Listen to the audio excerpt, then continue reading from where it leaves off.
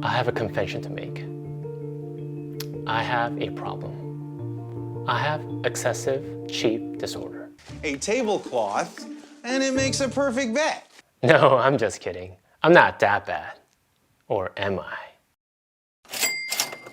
But in all seriousness, for many of us who are working hard to save money so we can one day enjoy the freedom of being financially independent, we could at times struggle with being a little too cheap versus being smartly frugal. Hi, if you're new to the channel, my name is Tay from Financial Tortoise, a channel dedicated to helping the second generation master money and achieve financial security. And before I go on, if you have yet to download your free copy of the second generation's guide to financial security, 10 steps to securing your family's financial future, please go to my website at financialtortoise.com and do so. I send out weekly newsletters with other great tips on mastering your money, and I wouldn't want you to miss them.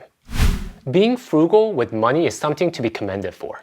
In a world filled with extreme consumption, you should be commended for not following the herd. However, in the spirit of being frugal, we could easily cross over into the world of being too cheap. And I personally don't think this is a healthy place to be with our money.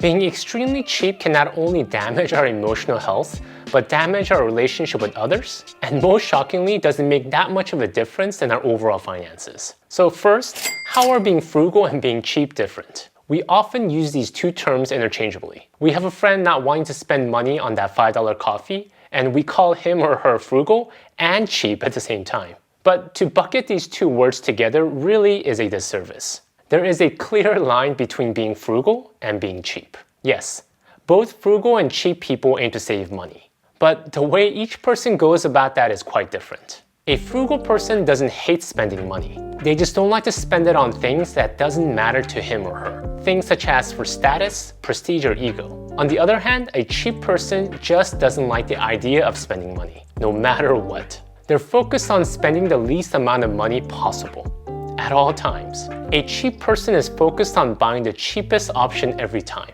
A frugal person is focused on getting the most value for his or her money.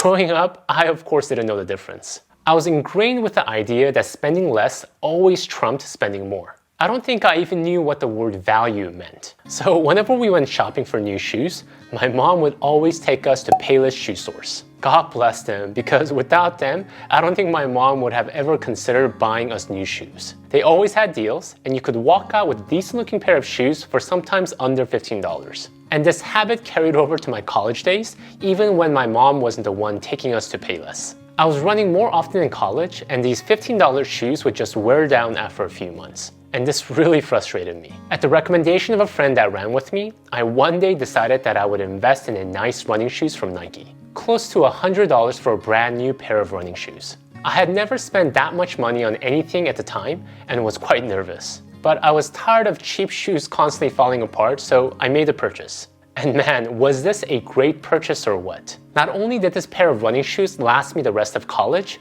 it was literally the lightest shoes I ever had in my life. It was made specifically for runners, and I knew I could never go back. And the best part was because I wasn't shelling out $15 every few months for a new pair of cheap shoes. In total, it actually saved me money. Cheap people want to save money above all else. They willingly sacrifice quality and their time to squeeze out every dollar they can from a purchase. In the case of my $15 shoes, because I was being cheap, I was willingly driving to a store half an hour away every few months to save what I thought was a lot of money in the long run. Where in actuality, I wasn't only sacrificing time and quality, but money as well. And before you think I was able to cure myself of this cheapness disease, you'd be happy to know that this is something I'm constantly struggling with today. My kids often wear their shoes beyond their life expectancy. And don't even mention their clothes. My son still wears the same pajamas from when he was 5 years old. He's 8 now. If my wife didn't slap some sense into me at times, my kids might still be sleeping in their baby cribs. Frugal people look at cost in the context of the total value. They factor in important considerations like quality, longevity, and time savings, not just the cost alone. Sometimes, yes, the cheapest item can offer the most value. But really wise frugal people don't just focus on the price. They consider cost as one of the factors to consider, together with quality and satisfaction when looking to purchase an item. And frugality is a crucial habit you want to develop if you want to accumulate real wealth. Benjamin Franklin is known for many things, but not many people realize that he is also known for his frugality. He wrote, "Beware of little expenses. A small leak will sink a great ship." In today's consumer-oriented society, finding someone who is frugal is as rare as finding a middle-aged man at a BTS concert.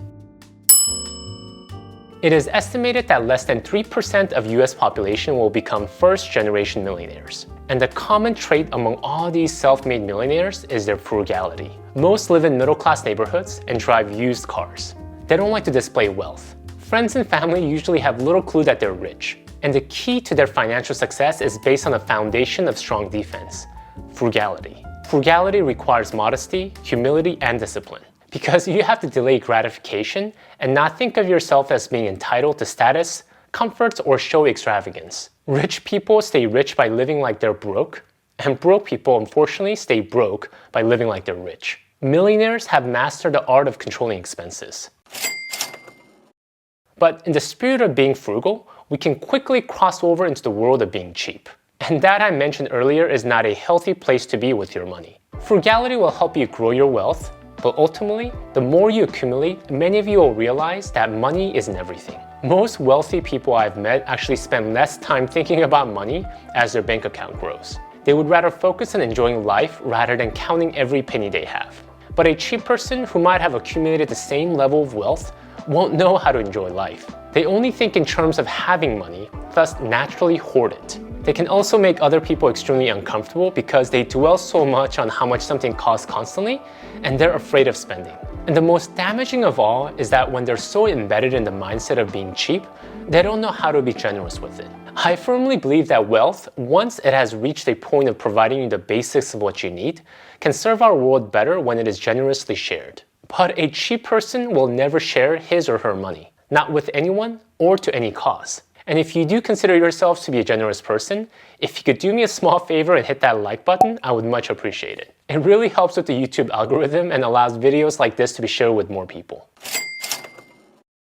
So if you think you've been teetering on the line of being cheap, how can you learn to become more frugal? Let's talk about a few anchoring principles. One is to think of value. When shopping, don't just look at the price, but assess the overall value of what you're purchasing. In my example of my running shoes, when I was buying the $15 running shoes at Payless every few months, I was looking only at the price, not the value. But when I stepped back to assess the overall value of my running shoes, the $100 Nike shoes made much better sense because it was a much higher quality, improving my running and reducing the potential for injury. Don't use price as the bottom line.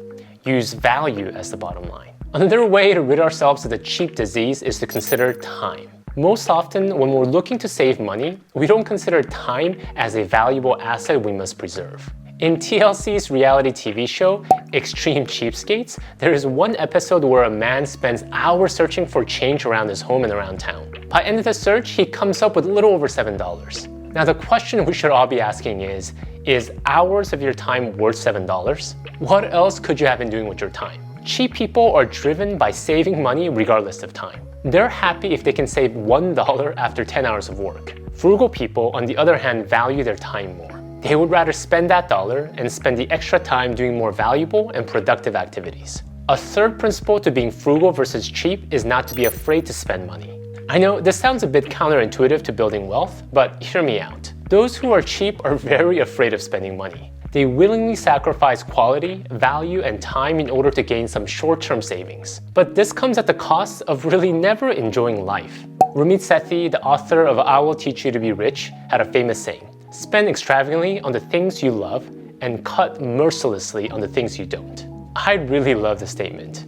When it comes to saving money, ironically, saving money isn't the final end state. We save so it can provide us a sense of security and comfort. And we save so we can enjoy life with the money that we saved. Those who are frugal have mastered the art of saving money, but they also know how to resourcefully spend their money, maximizing their dollars so they can fund big picture wants and dreams. For me, the biggest yet the most satisfying purchase I made recently has been buying back time. If I was still stuck in the cheap mindset, I could have never considered willingly taking lesser pay because that meant I couldn't save more. But because I was able to recondition my mind towards a more frugal mindset, I saw the true value of time and was willing to pay for it. If you want to learn more about the true value of buying back time in your life, check out my video here on how you can buy happiness.